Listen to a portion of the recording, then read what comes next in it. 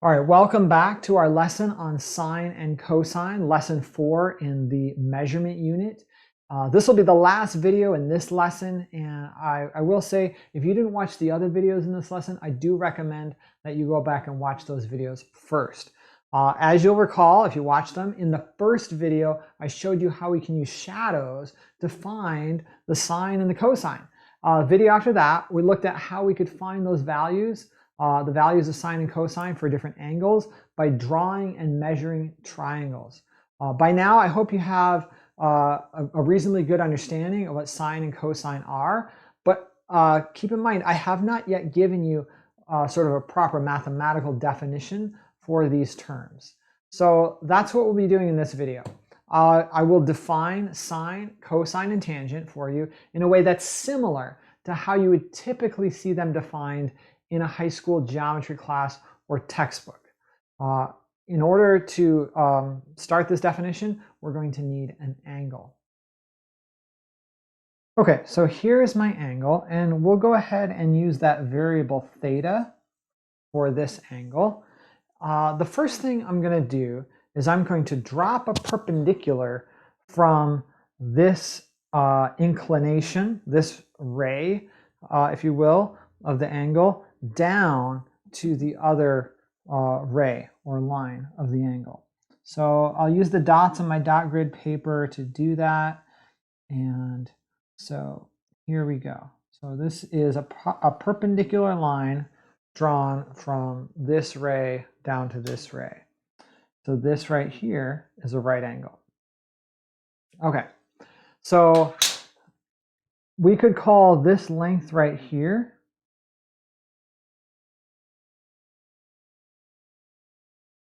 this was our rod, right? In the previous videos, I talked about a rod being at different inclinations. This is our rod. And in this definition, in the way we define sine, cosine, and tangent, we call this length right here the hypotenuse. I will abbreviate that as HYP, or hype. But this is the hypotenuse. The length of the rod is the hypotenuse. Okay. Now, keep in mind that if the rod was 1 unit long, the hypotenuse is 1 unit long, we would get exactly the same data that we got from the shadows. But it doesn't have to be 1 unit, okay? And in fact, when we're doing applications, typically it won't be 1 unit. So, but that's the first thing to define right there. The rod is the hypotenuse. Okay. So now we have this side right here. This was the shadow on the side, on the wall. We could call it the wall of the angle, the side of the angle, the rise of the angle, right? We talked about this as the rise. But in our definition for the trig functions, we call this length right here, we call that the opposite. And I will abbreviate it as OPP. The reason it's called the opposite is it is across from the angle. So we have the angle over here, and this is the side that's across from the angle. You know, notice we have this right triangle here, and in this right triangle, this is the side across from the angle. And then finally, we have this side of the right triangle down here at the bottom. Let's go ahead and indicate that. This was our run, you know, the shadow cast on the ground. And if we think of, you know, the angle as a slope, this right here is the run. We're going to call this the adjacent, which I'll abbreviate as in that way. The reason it's called the adjacent is because it's next to the angle. Now, you might say, wait a second, this one is also next to the angle, and that's true. So the adjacent side in a right triangle, when you're defining sine, cosine, and tangent, is the side that is next to the angle but isn't the hypotenuse. Okay, so these two are both adjacent, but the adjacent is the shorter one. It's not the hypotenuse. Now you might say, wait a second, what if what if neither of the adjacent sides are the hypotenuse? Well, that only happens in the case of the right angle, and that one we don't really calculate sines and cosines when we're dealing with the right angle. And we definitely don't calculate tangents over the right angle, because the tangent of the right angle is undefined, because it has a vertical slope, an undefined slope. Okay. So as we talked about a little bit in the last video, we don't have to think of this as being fixed in this way. We can sort of rotate this around. So imagine your theta was actually this angle here, and you're like, wait, that one's up in the sky. I'm confused now. Where is the wall and where is the ground? Well, you can just rotate it like this, right? And if this were the angle, then the ground would be the opposite, and the wall would be the adjacent. So this angle has the inverse, adjacent and opposite from that angle. So that's one thing to keep in mind when you're solving these problems.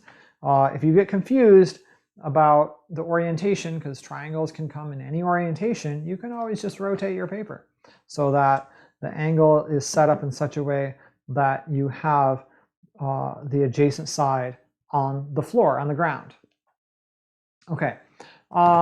Let's see, what else did I want to say about this? Okay, so from what we did in the previous video, where, if you recall, we measured the height of this palm tree, and we talked about the tangent ratio, how we're using the tangent ratio to calculate the height of the palm tree, and it was given, in relation to the angle, it was the opposite over the adjacent.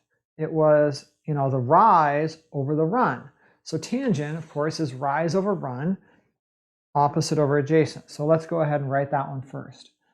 So the tangent of the angle theta is equal to the opposite, the rise, divided by the adjacent, the run. Okay, now what about the sine?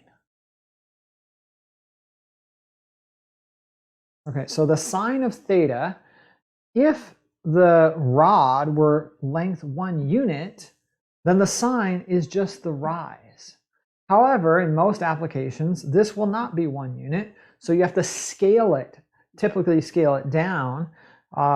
So instead of just saying that the sine is equal to the opposite, the rise, in order to scale it based on this, we say it's the opposite divided by the hypotenuse. And finally, let's get our cosine definition. Now, if you notice sort of the patterns and symmetry, I'm sure you'll be able to determine already what the definition of cosine is. The cosine, well, we know it's the run, but once again, we have to scale it based on the length of the hypotenuse. So we will take the run, the adjacent, and once again divide it by the hypotenuse. Okay, so these are our definitions. The tangent is the, oops, I made a mistake here, didn't I? Sorry about that. The tangent is the opposite over the adjacent. The sine is the opposite over the hypotenuse, and the cosine is the adjacent over the hypotenuse. Now, of course, if the rod were length 1, then the sine would just be the opposite, the rise, and the cosine would just be the adjacent, the run. Of course, when we're doing real-world applications, it's very rare to find a hypotenuse of length 1 unit. So, we account for the scaling in our definitions. But keep in mind, we're very fortunate to have triangle similarity, right? This thing we've been talking about for a few lessons now. This triangle similarity enables us to use these ratios and do trigonometry on all different size triangles.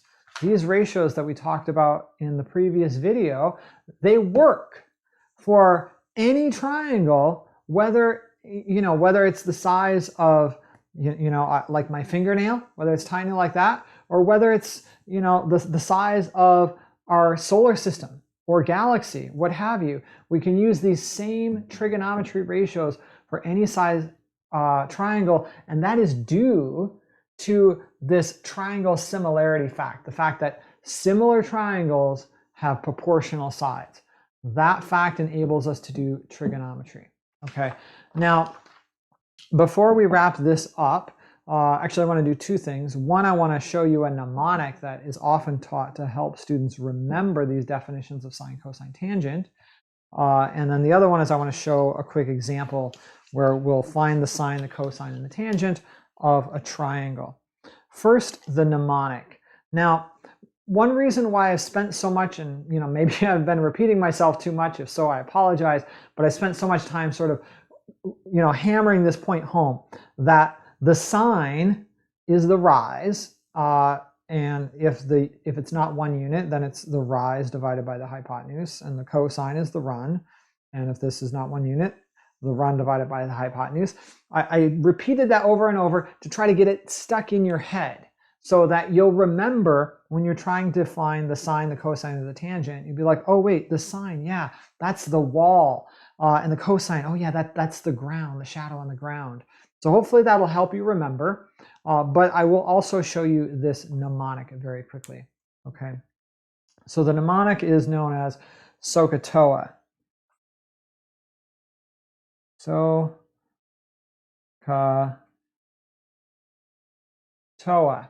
And the idea is, if you look at this, well, S stands for sine. So sine equals opposite over hypotenuse. And then C stands for cosine. So cosine equals adjacent over hypotenuse. Sine opposite over hypotenuse, cosine adjacent over hypotenuse. And finally, the TOA part, T, of course, stands for tangent. So the tangent equals the opposite over the adjacent. So that mnemonic may be helpful for you in being able to remember these definitions of sine, cosine, and tangent. Like if I had my way, honestly, I don't think I would even use the term sine, cosine, and tangent.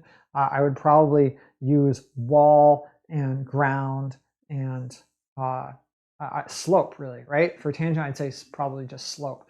But the fact is, on any calculator and any math textbook, and pretty much it's just completely ubiquitous, and it is the convention to refer to these as the sine, the cosine, and the tangent. So of course we're going to do that in this course because because that's how it's been defined, how these words have been defined. Okay, so before we wrap up this video, I want to show you one quick example of a triangle where we'll find the sine, the cosine, and the tangent. Okay, so let's go ahead and draw one of the more famous right triangles known to humanity. Let me pick a different color here. Go with purple. And this is a 3, 4, 5 right triangle.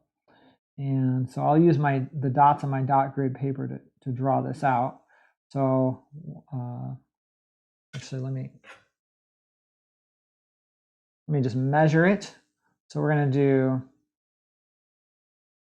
4 centimeters here. And we're going to do a height of 3 centimeters. And then you'll notice that if we do 4 and 3 for the legs, the shorter sides, and that third side is going to be length 5. Okay, so there's my right triangle. And let's define this angle right here as theta. Okay, so we know that the lengths of these sides are 3, 4, and 5 units. So what are the values of sine, cosine, and tangent? Well, sometimes it's helpful for students to write what the opposite, adjacent, and hypotenuse are first. So I'm going to go ahead and do that. So in this triangle, the opposite is this side right here, 3. It is the rise. And the adjacent is this side right here, 4. It's the run. And finally, the hypotenuse is always the longest side. It's the length of the rod. If the inclination rod. that we've been talking about. So that length is 5. And so the sine of the angle, theta, is equal to the rise over the hypotenuse, the rod length. So 3 over 5, which is 0.6. The cosine of theta is equal to, let's see, it's the adjacent, the run, over the hypotenuse, 4 over 5, which is 0.8. And finally, the tangent is equal to the opposite over the adjacent, the rise over the run. Remember, tangent is just slope, and slope is rise over run.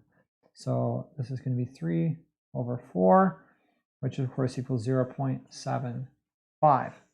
Now, if we were curious about the magnitude, the measure of this angle, we could go ahead and turn to a table and find one of these values, the sine, the cosine, or the tangent value. Okay, so this might be a little bit small for you to read, but let's go ahead and see if we can find it. So we'll try to find a tangent that's close to 0.6.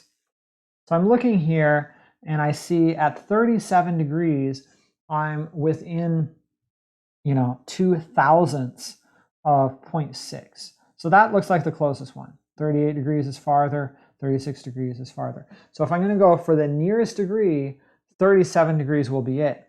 Sure enough, the cosine is very close to 0.8, which is, what we'd expect. And then the tangent is very close to 0.75, which once again is what we expect. Okay, so that the measure of this angle, theta, is very close to 37 degrees. So if I round to the nearest degree, I would say that theta equals 37 degrees. Okay, I think we've gone on long enough for one lesson. I hope this was interesting and informative and will help you remember these concepts and definitions for sine, cosine, and tangent. As always, thank you so much for watching. We'll see you in the next lesson. Bye-bye.